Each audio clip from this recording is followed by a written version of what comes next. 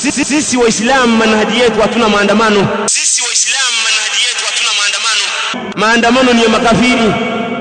Sisi Waislamu hatuna nidhamu inaitwa maandamano, hatuna kabisa. Ndugu zangu Waislamu, katika tabia ya mwanadamu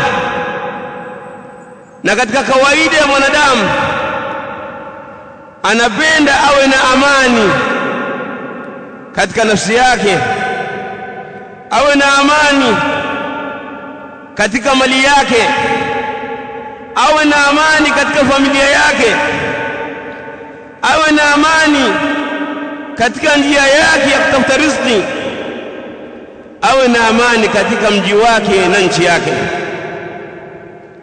Lau kama mtu ataishi katika sehemu ambayo haina amani, ataishi kwa shida.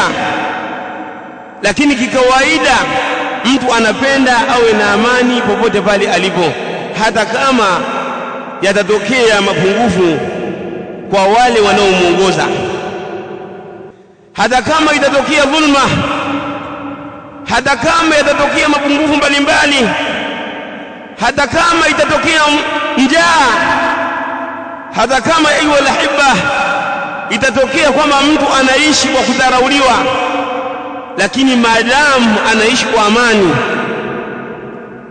hapo atakuwa anaishi kwa usalama na atakuwa anaishi katika jambo bora ambalo kila mmoja analitamani kuwa nalo.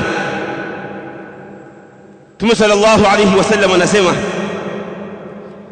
man asbaha minkum aminan fi sirbihi, yote yule ambaye ataamka hali ya kuwa ana amani katika familia yake, ana amani katika sehemu yake ya biashara, ana amani katika mali yake, ana amani katika njia yake, ana amani katika sehemu yake ya kazi, ana amani kwa watoto wake na wake zake na baba zake na mama zake.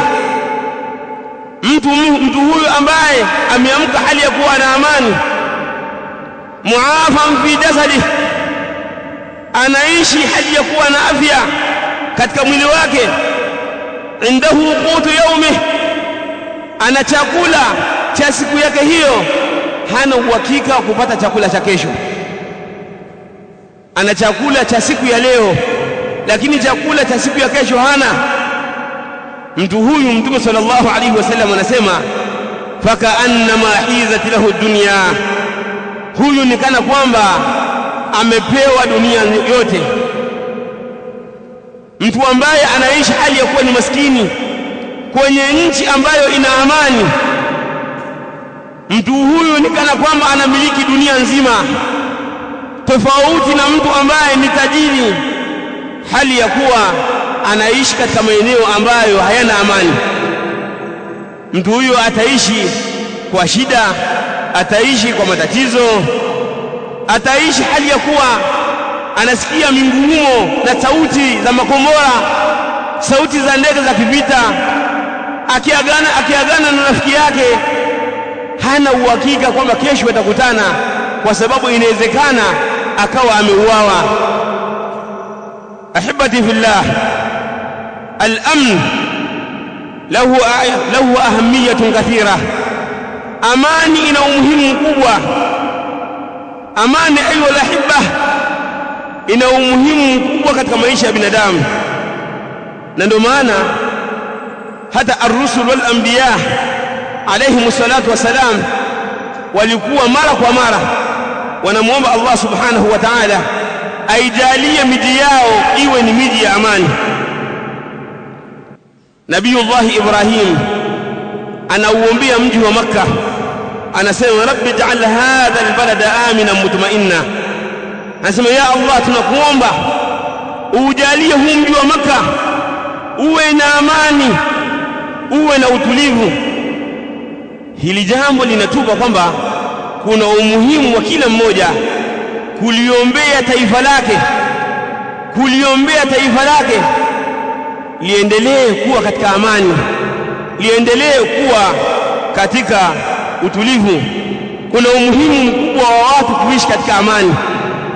Leo hii watu ambao wanaishi huko Kongo, huko watu ambao wanaishi Somalia, sehemu ambazo hawajapata amani, hata kama ana uwezo, hata kama ni tajiri, hawezi kufurahika na utajiri wake kwa sababu ya kukosa jambo muhimu, nalo ni amani.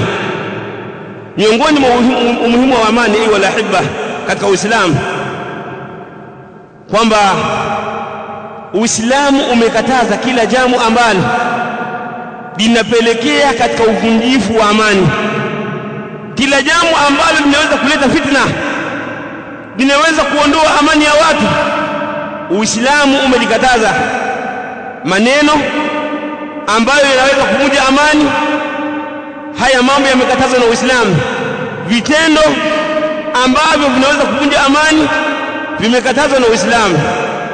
Na Allah subhanahu wa ta'ala kupitia Mtume sallallahu alayhi wasallam akatukataza, hata kama ayu lahibba tutaona mtawala wetu amekosea, viongozi wetu, serikali yetu tukaiona ina makosa, basi hayo makosa tusiyatangaze katika mimbari za msikiti, tusiyatangaze katika majukwaa, tusiandike katika WhatsApp, katika Facebook, tusitoe neno lolote lile ambalo linaweza kuwachochea watu likawa ni sababu ya kuvunja amani.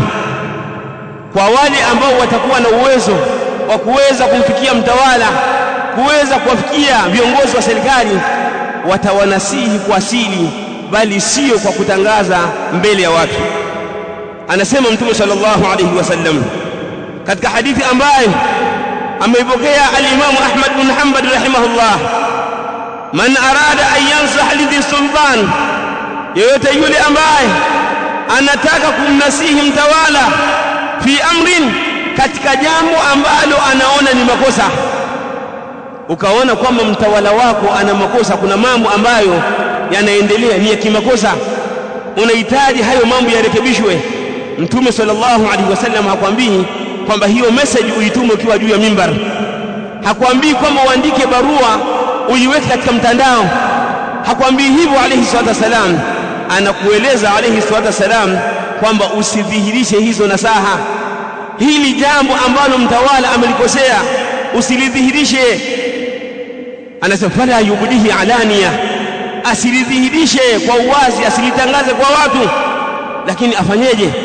Lakini liyakhudha biyadihi, au kamate mkono wake, fayakhlu bihi, amweke pembeni huyo mtawala, amnasihi, akikubali alhamdulillah. Atakapokuwa amekataa, atakapokuwa amegoma huyo mtawala, fa in qabila minhu fadhaka, ikiwa atakubali, naam, hilo ndio jambo ambalo linatakiwa.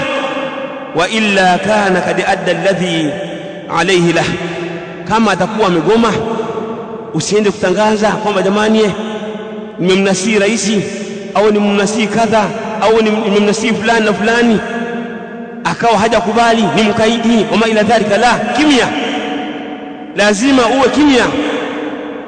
Kama umemnasihi yeye amegoma, wewe huna uwajibu isipokuwa kufikisha, na tayari ushafikisha, umemfikishia yeye. Akikubali alhamdulillah, na yeye kama amekataa, basi atajuana na Mola wake siku ya kiyama. Fala yunsahu sultan bilmudhaharat, mtawala hanasihiwi kwa kuandamana. Sisi waislamu manhaji yetu hatuna maandamano. Maandamano ni ya makafiri. Sisi waislamu hatuna nidhamu inaitwa maandamano, hatuna kabisa. Wala yunsah ala almanabir, na wala mtawala hanasihiwi juu ya mimbari, haifai. Bali mimbar kama alivyoelezea al-allama Salih ibn Fawzan al-Fawzani hafidhahullah katika kitabu chake Sharh al-40, ameelezea kwamba hizi mimbar zilikuwa zinatumika kwa lengo la kuwaombea dua watawala. Maulama na masahaba wa Mtume sallallahu alaihi wasallam walikuwa wanaombea watawala juu ya mimbari za msikiti, walikuwa wanaombea watawala katika hadhara za Eid, walikuwa wanaombea katika sehemu mbalimbali, wanaombea watawala.